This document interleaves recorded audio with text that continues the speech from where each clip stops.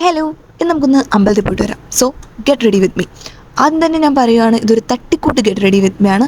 മുതിർന്നവരും കുട്ടികളും ഇത് വീട്ടിൽ അനുകരിക്കാൻ പാടുള്ളതല്ല. അതേപോലെ വീഡിയോയിൽ ഞാൻ എന്തൊക്കെയോ തള്ളുന്നുണ്ട്. ആ വോയിസ് ഒന്നും കറക്റ്റ് ആവാത്തതുകൊണ്ടാണ് എനിക്ക് വീണ്ടും വോയിസ് ഓവർ കൊടുക്കേണ്ടി വരുന്നത്. അപ്പം നേരെ വീഡിയോയിലോട്ട് പോവാം. ആദ്യം തന്നെ ഞാൻ റോസ് വാട്ടർ അപ്ലൈ ചെയ്ത് കൊടുത്തു. ഇനി സെക്കൻഡ് സ്റ്റെപ്പ് എന്ന് പറയുന്നത് മോയ്സ്ചറൈസർ. ഇതൊരു പ്രൊമോഷൻ വീഡിയോ അല്ലാത്തത് കൊണ്ടും ഞാൻ മോയ്സ്ചറൈസറിൻ്റെ ബ്രാൻഡ് നെയിം പറയുന്നില്ല. ഓക്കെ, മോയ്സ്ചറൈസർ അപ്ലൈ ചെയ്ത് കൊടുത്തു.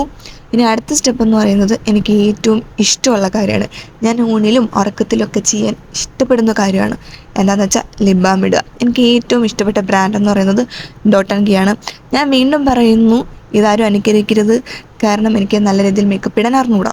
പിന്നെ ഞാൻ പോകുന്നത് അമ്പലത്തിൽ പോകുന്നത് വൈകിട്ടാണ്. അതുകൊണ്ട് സൺസ്ക്രീൻ്റെ ആവശ്യമില്ല. സൺ സെറ്റ് ആവുന്ന സമയമാണ്. എന്നാലും 10 പേര് കാണുന്നതല്ലേ, ഒന്നിനും ഒരു കുറവും വേണ്ട, എല്ലാം ഓവറായിരിക്കണം. സോ സൺസ്ക്രീൻ അപ്ലൈ ചെയ്ത് കൊടുത്തു. ഇനി നെക്സ്റ്റ് സ്റ്റെപ്പ് എന്ന് പറയുന്നത് എൻ്റെ ഏറ്റവും ഫേവറേറ്റ് കാര്യമാണ്, ലൈക്ക് ലിപ്സ്റ്റിക് ഇടുക എന്നുള്ളത്. ഞാൻ എത്ര ചെയ്താലും റെഡി ആവാത്ത 2 കാര്യങ്ങളിൽ ഒരു കാര്യമാണ് ലിപ്സ്റ്റിക് ഇടുക എന്നുള്ളത്. ഒന്നെങ്കിൽ ഒരു ഫിനിഷിങ് കിട്ടൂല, അല്ലെങ്കിൽ എന്തെങ്കിലും എവിടെയെങ്കിലും ഒക്കെ ഒരു പ്രോബ്ലംസ് കാണും. ഇന്നും എന്തൊക്കെയോ പ്രോബ്ലംസ് ഉണ്ട്, പക്ഷെ ഞാൻ കാര്യമാക്കുന്നില്ല. അമ്പലത്തിൽ പോകുമല്ലേ, വലിയ പാഷനൊന്നും വേണ്ട, ഇത്തിരി പാഷനൊക്കെ മതി. ഇനി അടുത്തതെന്ന് പറയുന്നത് പൊട്ടിടുമ്പം എവിടുന്നൊക്കെയോ എന്തൊക്കെയോ ഒരു കോൺഫിഡൻസ് എനിക്ക് വരും. അതുകൊണ്ട് മാക്സിമം എല്ലാ ഡ്രസ്സിലും ഞാൻ പൊട്ടിടാൻ ശ്രമിക്കാറുണ്ട്. ഓക്കെ, അടുത്തതെന്ന് പറയുന്നത് കമ്മൽ, മാല.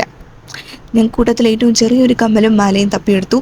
ഞാൻ നേരത്തെ പറയുന്ന പോലെ എനിക്ക് 2 കാര്യങ്ങൾ ചെയ്യാൻ ഒട്ടും അറിയത്തില്ല. അതിൽ ആദ്യത്തെ കാര്യം ലിപ്സ്റ്റിക് ഇടുക, രണ്ടാമത്തെ കാര്യം ഐലൈനർ എഴുതുക. ഒന്നെങ്കിൽ വാലിടാൻ മറന്നു, അല്ലെങ്കിൽ ഒരു സൈഡ് വാല ചെയ്തത് കൂടിപ്പോവും, അല്ലെങ്കിൽ അടുത്ത സൈഡിൽ വാലയിടാൻ മറന്നു. അങ്ങനെ കുറേ പ്രോബ്ലംസ് ഉണ്ട്.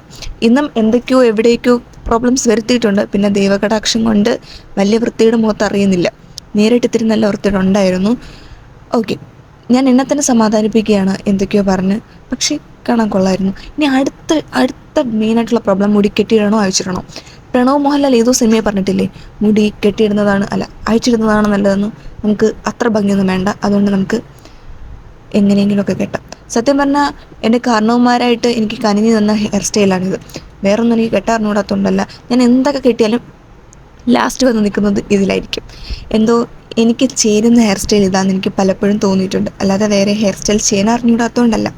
എന്തായാലും എൻ്റെ ഒരു തട്ടിക്കൂട്ട് ഗെറ്റ് റെഡി വിത്ത് മീ കഴിഞ്ഞിരിക്കുന്നു. എനിക്ക് എന്നെ നല്ല രീതിയിൽ ഇഷ്ടപ്പെട്ടു. ഞാൻ എൻ്റെ ഇഷ്ടം മാത്രം നോക്കിയാൽ പോരെ, ഞാൻ തന്നെ നാട്ടുകാർ ഇഷ്ടം നോക്കുന്നത്. അപ്പം ഇഷ്ടപ്പെട്ടെങ്കിൽ ലൈക്ക്, ഷെയർ, സബ്സ്ക്രൈബ്. അപ്പോൾ അത്രയേ ഉള്ളൂ. Tata, bye bye.